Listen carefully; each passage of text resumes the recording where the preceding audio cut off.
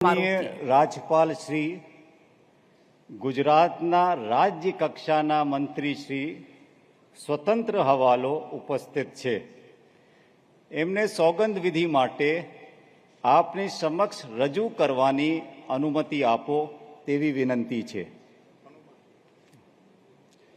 શ્રી ઈશ્વરસિંહ ઠાકોરભાઈ પટેલ, શ્રી પ્રફુલ્લ છગનભાઈ પાનસેરિયા,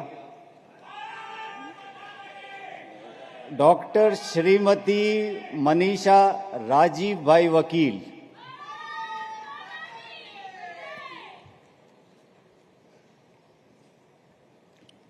હું ઈશ્વરસિંહ ઠાકોરભાઈ પટેલ, પ્રફુલ્લ છગનભાઈ પાનસેરિયા, હું ડૉક્ટર મનીષા રાજીવભાઈ વકીલ ઈશ્વરના નામે સોગંદ લઉં છું કે ઈશ્વરના નામે સોગંદ લઉં છું કે કાયદાથી સ્થાપિત ભારતના સંવિધાન પ્રત્યે કાયદાથી સ્થાપિત ભારતના સંવિધાન પ્રત્યે હું સાચી શ્રદ્ધા અને નિષ્ઠા ધરાવીશ.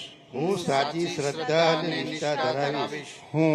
હું ભારતના સાર્વભૌમત્વનું અને અખંડતાનું સમર્થન કરીશ. હું ભારતના સાર્વભૌમત્વનું અને અખંડતાનું સમર્થન કરીશ.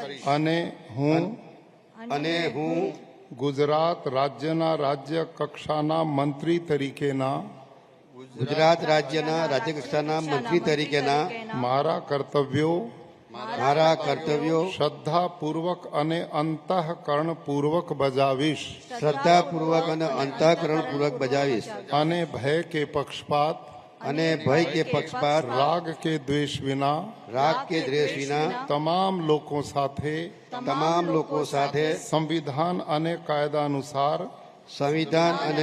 અનુસાર ન્યાયપૂર્વક વર્તીશ.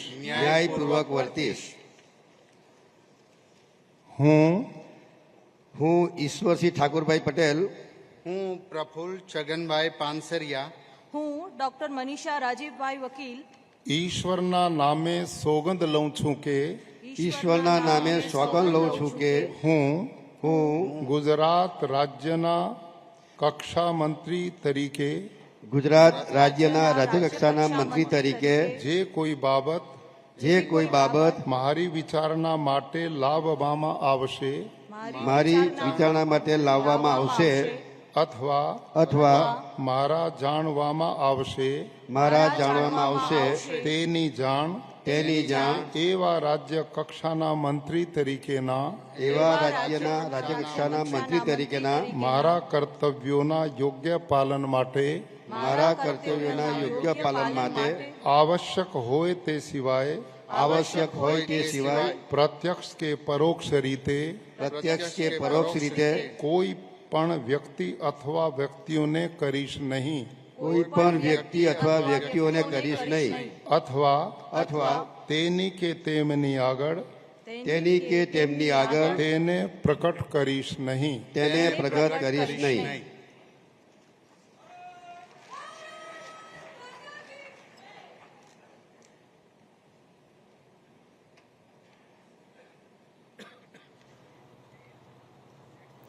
तो इस वक्त आपने तस्वीरें देखी। भूपेंद्र पटेल मंत्रिपरिषद का पुनर्गठन यहां पर हो रहा है और 3 विधायकों की तरफ से मंत्री पद की शपथ ली गई है।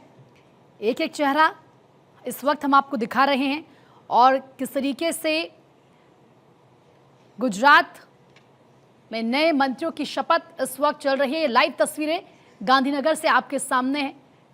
मंच की तस्वीरें हम आपको दिखा रहे हैं। आप जानते हैं कि 2027 में गुजरात में विधानसभा के चुनाव होने हैं और उससे पहले यानी कि 2 साल पहले यहाँ पर कैबिनेट का विस्तार किया जा रहा है।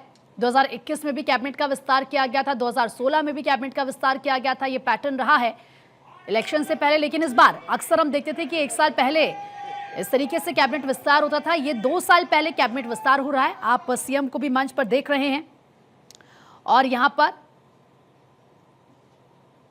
वो 3 चेहरे जो मंत्रिमंडल में शामिल हो चुके हैं।